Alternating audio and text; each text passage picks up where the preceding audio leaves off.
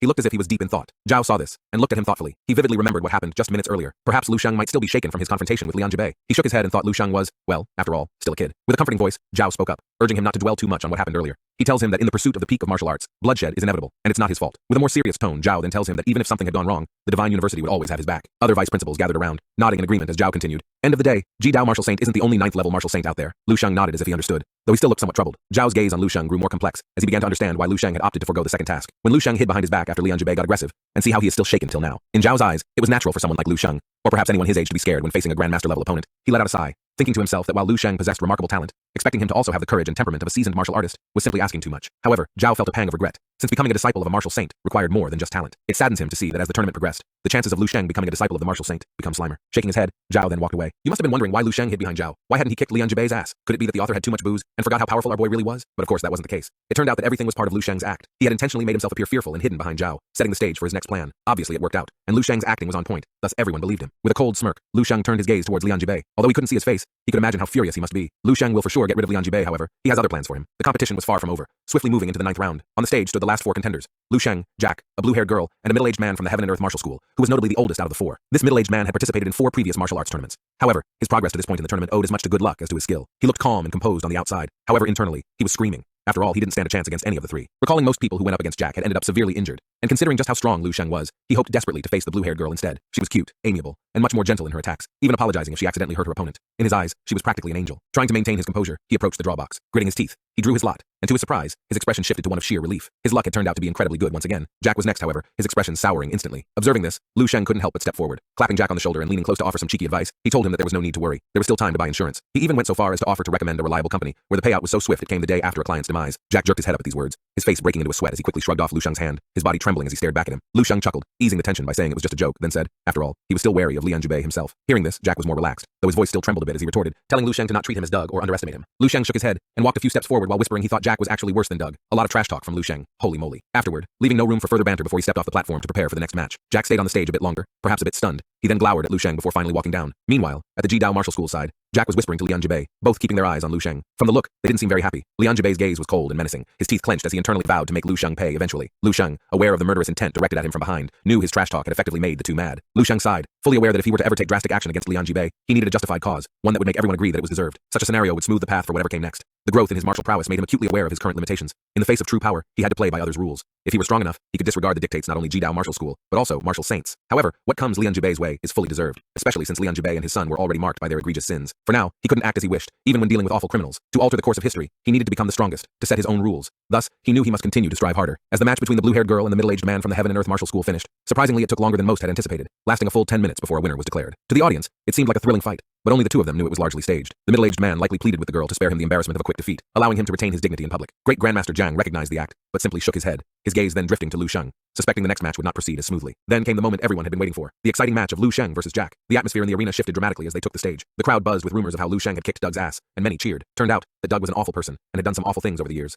Most of the people who got onto the stage with him fell victim, which left most of them either severely injured, or even handicapped. The general consensus was a desire to see the Jidao school humiliated, and some even jokingly suggested renaming Jack, one of the twin stars, to Disabled Star, after the fight. Jack's face turned pale as he heard the whispers around him, which did not help with his growing fear. Despite his status as one of the most talented martial artists of the Jidao Martial School, he couldn't understand why he felt such intense fear against a guy younger than him. He tried to compose himself repeatedly, but his anxiety wouldn't settle. As Jack was lost in his nerves, Lu Sheng's voice snapped him back to reality, telling him that it was time to take the stage and get beaten. Jack gulped, then realized he shouldn't be backing down from trash talk. He then suggested that there was still time for Lu Sheng to grab a melee weapon. Otherwise, it would seem like Jack was bullying him if he won. Lu Sheng just looked at him as if he were an idiot, and looking into Lu Sheng's eyes, all of the courage Jack had mustered instantly seemed to drain away once more. The 2 of them stepped onto the stage, and Jack took a final look at Lian Jibei, which once again boosted his confidence. Then, turning to Lu Sheng, he bellowed, saying Lu Sheng was merely putting on a show and trying to scare him. Soon after, the referee announced the start of the match. Lu Sheng remained unfazed. He looked calm, standing casually in place. Jack continually speculated from which direction Lu Sheng would attack. Confident in his own speed, Jack believed he could dodge any of Lu Sheng's strikes. Seeing how Lu Sheng is yet to make a move, he decided to go on the offensive. However, moments later, he halted. Lu Sheng had yet to make a move, but Jack felt something ominous spreading in the air, invisible yet palpably dangerous. Lu Sheng's stance seemed full of openings, yet he knew it was a trap. Jack knew he couldn't afford to be distracted any longer.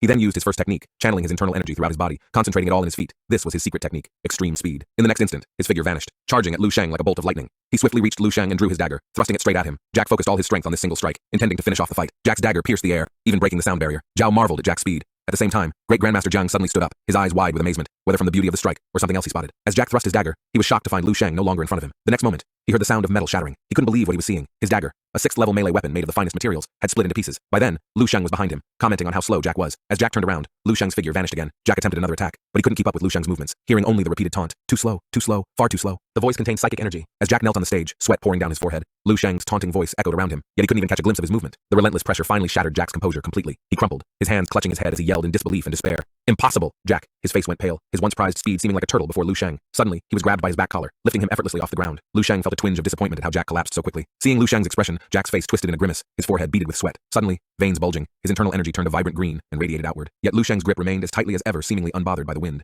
as if the energy emanating from Jack could do him no harm. Jack transformed all his internal energy into a whirlwind, however. Lu Sheng stood at the eye of the storm, calm as ever. Having exhausted all his strength, Jack roared, "Taste the power of the wind blade!" As he turned, the teal wind tousled his clothes, however, to his surprise, Lu Sheng was unaffected. He was baffled and wanted to say something, but in the next second, Lu Sheng released Jack's collar. Jack was stunned, his energy dissipating slowly as he turned to seek Lu Sheng, who had vanished from sight. Yet a calm voice reached him, telling him he would show him what is real speed. Jack scanned the surroundings, frantically searching. Suddenly, there was Lu Sheng, or rather, a lot of Lu Shengs appearing around him. At the sight, Jack froze on the spot. Countless Lu Shengs, each with his hands in his pocket, slowly walked towards him. The audience gasped in disbelief, wondering how one could achieve such speed. Jack spun around, surrounded by afterimages of Lu Sheng approached him from every direction. He heard them speak in unison, "Find me, and you win." Seeing this, even the Grandmaster stood abruptly, stepping forward in disbelief. Among them was Zhao, who was equally shocked, as he pondered to himself that residual visuals were left in the neural pathways of the eye. To generate multiple afterimages in a brief span was remarkable, but the number Lu Sheng achieved was simply unimaginable, perhaps not even the Grandmaster could achieve. Jack frantically swung his shattered dagger at Lu Sheng, shouting, "Fake! All fake!" He was convinced that he would find the real one amidst his relentless attacks. Exhausting every ounce of his strength, after several minutes just as Jack was about to give up, suddenly a pair of hands emerged from behind him, seizing his arms following some terrifying bone-crushing sounds. In the next moment, all four of Jack's limbs twisted in unnatural ways, and he collapsed to the ground like a broken doll, the intense pain nearly rendering him unconscious as he moaned helplessly. His jaw was dislocated, leaving him unable to speak. However, his eyes were fixed on Lu Sheng. Lu Sheng looked towards the twitching Jack and told him to consider this a repayment for what he had done to Bai and the other martial artists whose paths he destroyed. With those words, Lu Sheng turned away, not wasting a single second on Jack. The referee quickly approached, belatedly announcing Lu Sheng as the victor. Even the referee was shocked, yet at this moment, the spectators' eyes, which once filled with fear, now had a newfound respect for Lu Sheng. Many in the audience from universities and martial arts schools had their seniors severely injured by the Jidao martial school disciples. After Lu Sheng's decisive victories over their twin stars, his reputation soared from a mere prodigy to a figure they all respect. Even the senior from the Transcendent Martial School, who had been encouraging the blue-haired girl, was no longer sure if it was a good idea to let her go up against Lu Sheng. The blue-haired girl, her nerves on edge, clenched her fists, beads of sweat forming on her forehead as if she saw something terrifying. After a brief rest, the final match was about to commence, as Great Grandmaster Zhang called the two martial artists to the stage, and when he called out her name, she suddenly lifted her head and raised her hands and said she wanted to forfeit. Hearing this, all eyes turned towards her, especially those of her fellow senior brothers and sisters. Both Lu Sheng and Great Grandmaster Zhang also turned their gaze towards her. She repeated what she said, then exchanged a brief glance with Lu Sheng before sprinting away. Lu Sheng, looking quite puzzled, watched her running away and started wondering why is she always running away from him. At the same time, the girl's heart pounded furiously as she ran, perhaps due to conceding defeat in front of so many was nerve-wracking, but her trepidation was mostly due to Lu Sheng. She couldn't explain to others the world as she saw it now. All she saw was dark mist emanating from Lu Sheng, obscuring the sky so much so that it would be crazy to go up against him. Bai, having recovered somewhat from his earlier injuries, his arm in a cast and leaning on a crutch, had come slowly to watch Lu Sheng's matches. However, he was surprised to see this very outcome. The principal supporting Bai chuckled a bit at the sight. Nonetheless, the outcome was clear. No one could defeat Lu Sheng, who claimed the championship representing the Divine University. After a while, Great Grandmaster Zhang returned to the center of the stage. Clearing his throat to capture everyone's attention, he declared that the National Collegiate Martial Arts Tournament had come to a perfect close. Soon after, cheers erupted from the crowd, with all eyes converging on one person. Everyone began chanting his name. All cameras, hundreds of them surrounded him, snapping pictures non-stop from every conceivable angle. The students from 7 Divine University were the loudest and most excited of all. Meanwhile, in the capital, a group of girls gathered around in their dormitory, staring at the large screen featuring Lu Sheng. One of the girls, visibly excited and a bit envious, turned to Yang and teased her by saying that her boyfriend was incredibly handsome. Yang, while tying her hair, blushed and hurriedly clarified that he was not her boyfriend, but just a fellow classmate. Yet, as she looked back at the screen, it was hard to hide the joy and thrill in her eyes. In White Lake City, the family was gathered in front of the television, watching the tournament. Lu Qing leaped from the sofa, exclaiming excitedly, "Big brother won first place. He's the champion of the National Martial Arts Tournament." Her parents, supporting each other, watched the scene joyously. At the thought of something, the father quickly grabbed his phone, ready to book a restaurant to celebrate with relatives. However, Lu Qing pointed at the TV, urging her parents to wait and watch Lu Sheng's award ceremony first. Realizing their hastiness, the couple hurried back to their seats in front of the TV. At the Dongning Martial University, in a double dormitory, Amelia watched the screen intently, her cheeks flushed with excitement. Luna glanced at her and let out a sigh, reflecting on how far Lu Sheng had come. Thinking back to their first meeting and the things they had been through felt almost dreamlike. Seeing Amelia's expression, she felt a bit worried. Amelia sensed her concern and smiled back at her, glancing at her phone. She tells her that she liked that she could still see him in the news and send him messages, though her voice faded as she admitted that Lu Sheng probably never read them, much less replied. Over at the Eastern Military District, Qin was animatedly watching the screen, amazed at how incredible Lu Sheng had turned out to be. He then reclined in his chair, remarking that the general would be thrilled to see this. Their investment in Lu Sheng had certainly paid off, and soon they would be seeing him. Nearby, Snowy commented, saying that's not necessarily the case. She was proud to see Lu Sheng reach this point, but her feelings were mixed. Qin, puzzled, asked Snowy what she meant. He added that Lu Sheng had promised to join the Eastern Military District after graduation, and was known for keeping his promises. Snowy agreed, however. She mentioned that behind Lu Sheng was 7th Divine University, and beyond that, the martial saint, Tan Zhongyue, who likely had his eyes set on Lu Sheng for a while. She didn't think any of the military districts could compete with the influence of a martial saint. Qin scratched his head, uncertain whether to feel disappointed or happy for Lu Sheng. Turned out, he was really looking forward to fighting alongside him on the battlefield. As Snowy offered some comforting words, saying that there would indeed be a day for everything, she quickly shifted the conversation, informing Qin to get ready. The 85th Combat Zone had discovered a new opening in an underground cave, and they were likely to be deployed within the next few days. Qin looked somewhat distressed, given that they had barely had any rest before facing another mission. However, their attention was abruptly drawn back to the screen, and they stood up in shock as an unexpected voice cut through the cheers of the crowd, bringing a sudden silence to the bustling arena. Everyone turned towards the source of the sound. Lu Sheng was seen slowly speaking up, his finger pointing toward the Jidao Martial School. He respectfully bowed to the Great Grandmaster before taking the microphone as he announced that he wanted to challenge Lian Jibei.